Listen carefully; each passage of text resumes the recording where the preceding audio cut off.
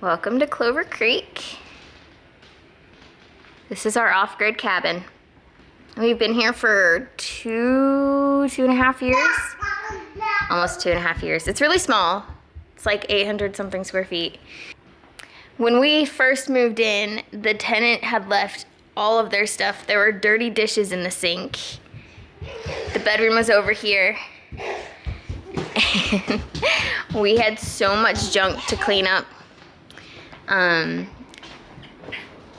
This was originally the exterior outside kitchen. It was like a screened in porch, and they had a stove and a fridge there. I can show you that. So we only just moved into here because we went from having 2 kitchens where we would have to haul all of our dishes. We'd prep the food in here, and then all of our dishes and our food would go into the other room, and in there we would cook it and then bring it back in here.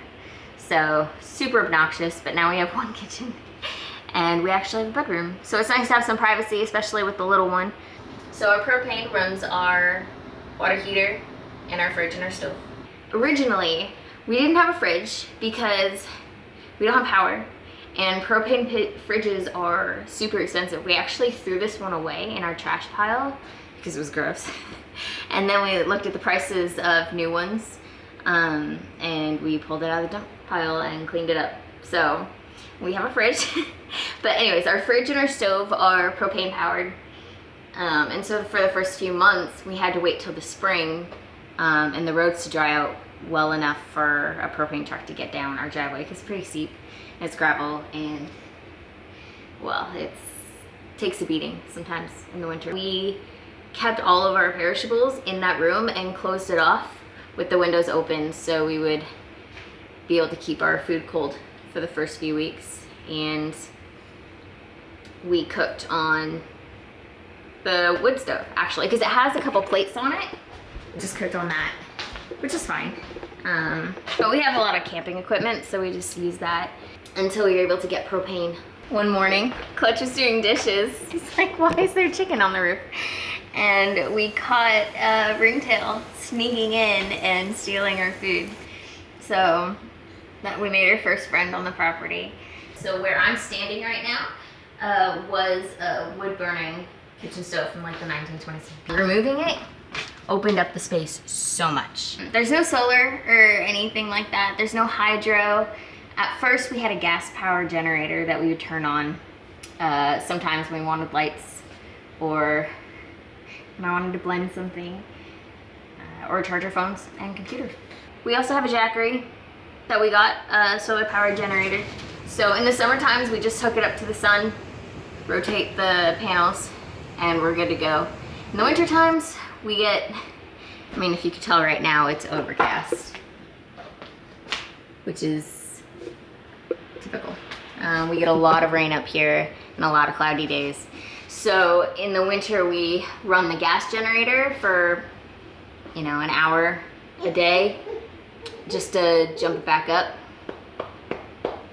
and charge our devices while we're charging the Jackery. And then we run the Jackery all day long. And mostly what we're charging on it throughout the day is, I mean, sometimes phones, but also the Starlink. So there's no cell service here at all. If you hike up the road, there are a couple spots where you can get it. But if you wanted to reach the outside world, you couldn't. So when we first moved in, it was really nice. It was a tranquil place. Because you're really you're just shut away from everything, but also it's isolating. We are 3.5 hours from most of our family. Our local community is still like 30-40 minutes from us. Not being able to talk to anybody and just having yourself to talk to, it can get tiring. So we got the Starlink, we got the RV version originally just because I didn't have an address and I felt like it was required at that point. I couldn't figure that out. But since then we've switched over to the home service, so it's cheaper. So we have Wi-Fi calling. So instead of just having that out and using it with the gas generator for like an hour a day, just checking in with people, we can now run power all day long. And so I can call people whenever I need to, I can text, I can check the internet. So I don't feel as isolated as originally, but that was a game changer. It helped a lot. It helped a lot. Because then we just felt like we were on vacation here and we couldn't like be productive and work, which, I mean, I like, but come on, you can't do that all the time. Yeah, Starlink has been a game changer for us, and the service is actually really good. We haven't had any problems, which is surprising because we are in the trees. So this is it right here. We haven't quite figured out a long-term solution. Okay. We might put it up in a tree or on the roof. I'm just really surprised because, here, I can show you. That's the satellite right there. You see, we just put it up the driveway because of the opening in the trees. That's the spot that gets the most sun. We hooked it up to the roof, but it got windy, so we took it down. So we might potentially put it on the roof long term and then just like drill holes so we don't have to have a window cracked constantly, but just haven't done it yet. Clutch and I have been joking for years that we live in the 1990s because actually we had, before we had the Starlink full time, we got a landline. So, well, because he was coming due in January and the roads are bad and we're 40 minutes from the hospital. So we're like, we need to be able to call 911 and family in case of an emergency. So we had a landline, which is so much fun for the first couple months, but it's super expensive. So yeah, so we got rid of that again. At first, this place was really rustic. It was really rustic. We had oil lamps to light the place, which created a really nice ambiance, but it was kind of dungeony. I had a really hard time because we moved in the fall and it was long nights and those don't get very bright. And so I struggled a little bit. So since then we figured out other alternatives. Clutch got LED lights and he's just wired them to connect to Makita battery. And you can dim them and make them brighter however you want. They don't do much during the day, but at night they are perfect. So now you can just flip a switch and have lights, which is great. Why did we choose an off-grid cabin? Well, we actually wanted raw land, to be honest. So we had been land hunting for years, and our hope was to get some really beautiful land and then slowly build on it. We have a canvas tent with a little wood stove in it that we take camping, and it's a dream. We were willing to live in that at first until eventually we made a yurt. But land is really expensive, and you know, the well and the septic and all of that stuff, and it's we were looking so long and so hard, and we were also willing to settle and like, okay, maybe we'll do a mortgage and just get a small house somewhere just with a little bit of privacy. But we stumbled upon this one, and all the other ones we got excited about, we got there and they're like super steep and just not usable land, and so we were so excited when we found this one. The only reason we were able to afford this land was because of owner financing. The banks wouldn't normally lend on it because it's off-grid with no setup. It's also unpermitted. So, but yeah, we were able to get owner financing on it. So we got this place and we've loved it. So this place does not have a septic. I thought not having a bathroom was gonna be the biggest struggle for me.